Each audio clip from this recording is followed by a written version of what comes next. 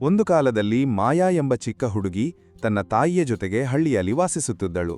ಅವಳು ತುಂಬಾ ಕುತೂಹಲದ ಮಗುವಾಗಿದ್ದಳು. ಪ್ರತಿದಿನವೂ ಹೊಸದಾಗಿ ಏನಾದರೂ ಕಲಿಯಬೇಕೆಂಬ ಉತ್ಸಾಹ. ಒಂದು ದಿನ ಮಾಯಾ ತೋಟದಲ್ಲಿ ಆಟವಾಡುತ್ತಿರುವಾಗ ಮಣ್ಣು ಕಿತ್ತಿದಾಗ ಒಂದು ಮಿನುಗುವ ಚಿನ್ನದ ಬೀಜ ಸಿಕ್ಕಿತು.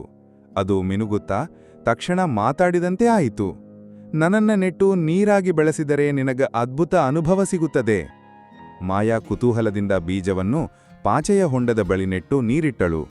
ಪ್ರತಿದಿನವೂ ಪ್ರೀತಿ ಮತ್ತು ಧೈರ್ಯದಿಂದ ಬೆಳೆಸುತ್ತಾ ಇದ್ದಳು. ಆದರೆ ಬೀಜ ಬೆಳೆಯಲೇ ಇಲ್ಲ.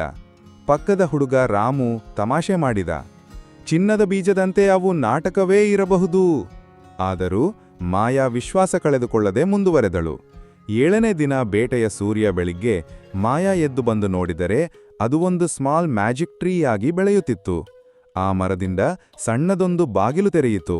ಅದರ ಒಳಗೆ ಸಣ್ಣ ಪೈಲ್ವಾನ್ ಜೀನಿ, ನೀನು ಧೈರ್ಯ, ಸಹನೆ, ಪ್ರೀತಿ ಮತ್ತು ನಂಬಿಕೆಯಿಂದ ಬಾಳಿದ್ದೆ, ಇದು ನಿನ್ನ ಬಹುಮಾನ ಎಂದು.